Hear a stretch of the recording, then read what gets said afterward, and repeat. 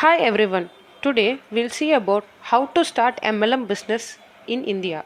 Today we'll look into the key points for successfully starting and running an MLM company in India. First we will see about where all the problem will occur.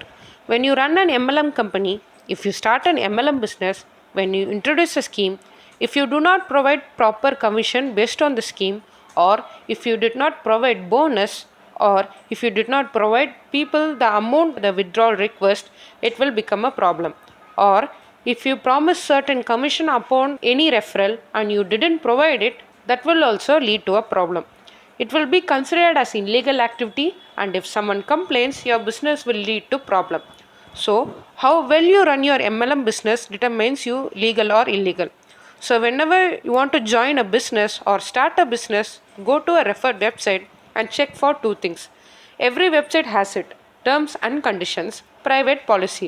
By referring that, you will understand their rules, the business model, their customers, rules for becoming member in the company, the benefits, their schemes, their commission types based on the scheme, withdrawal rules and withdrawal time, documents member should submit for, and documents the company has, all will be updated clearly. You can implement it in your company.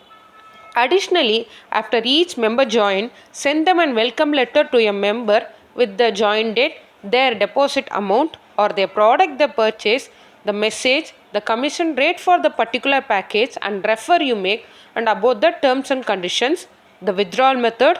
Also, if you have any clarifications, any details, if you want, the contact actors also you should give to your users to reach out to you.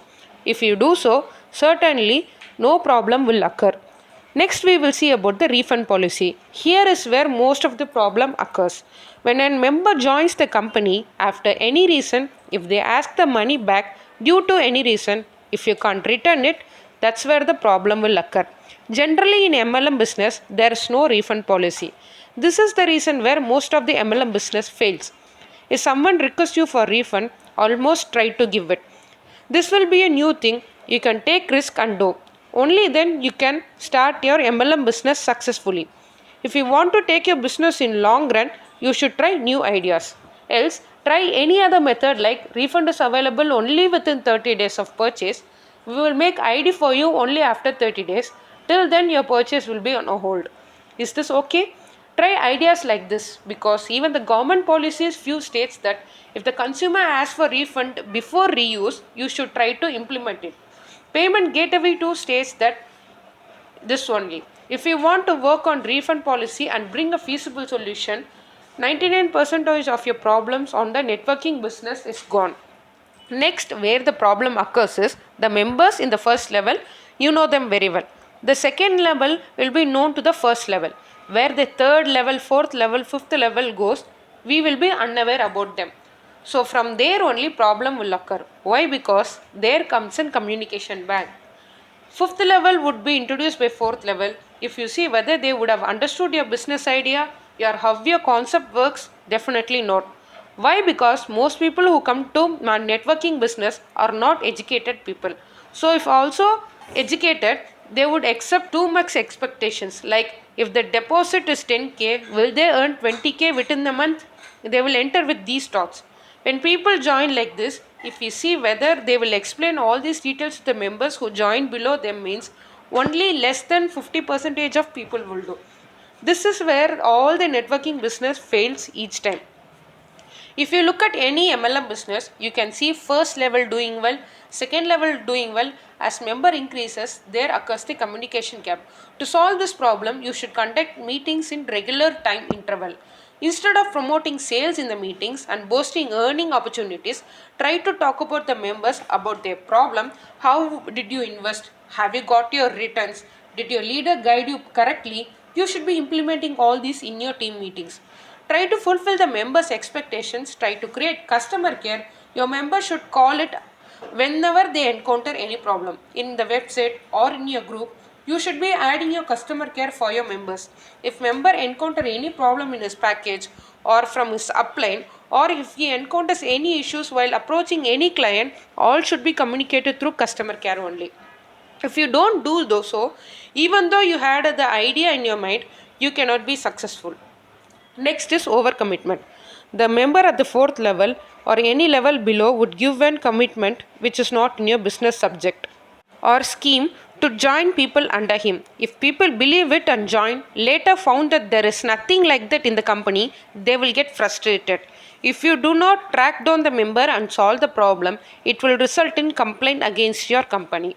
Solving these cases would be extremely tedious job. Solving it legally would require lots of delay and compromises to your side, the company said. If we want all this not to happen, only two things is possible. One is giving the refund amount the user has requested.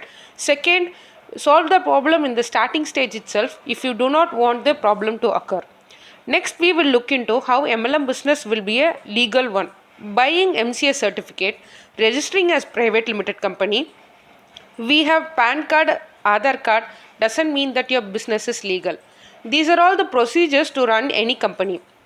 Also, the user is not the one who runs the business all the time. How you run your business is what is your scheme. Have you given your payment correctly to your customer? Based on this only, we can say whether your business is legal or illegal. Beware of all the procedures and do not make fool out of yourself. Lastly, what we say is if you want to run your business legally, you can make it private limited. That's not an issue. File documents properly, GST, tax are all just methods only. Steps to genuinity, but these are all not actual genuinity. Genuinity comes when you act according to the scheme you make and plans offered to people, commission you divided. If you work according to these, if you care for your customer who gave you money, did you give enough support to the problem? If suppose he asked for refund within a month, did you provide it? If we can provide solution to these user problems, no one will question you. If you don't provide enough support and you stop caring after they give you money, it will automatically become a problem. Complaint will be placed, legal procedure will begin. There are chances that your name will be damaged. Know all these factors, then start your business. Don't jump into conclusions with plans and ideas given by people. If you want to run a very successful networking business without major failures, you should follow strict rules and regulations within your company along with the rules given by the government. Most importantly, if each and every customer try to maintain a good relationship, set a team for it. Maintain good terms with the team too. If you do all this, your business will be legal. Don't run behind lawyers and auditors to make your business right. Without following basic ethics correctly, implementing good ethical business model, introducing good schemes correctly by working out with multiple test sets, depending on how many people can this scheme benefit, calculate it, how to run safely, do paperwork on it, discuss with people, then start your business. Then you can run it without any problems. If you have any clarifications apart from this, put it on the comment box or in the WhatsApp. I'll help you with whatever I can. Thank you.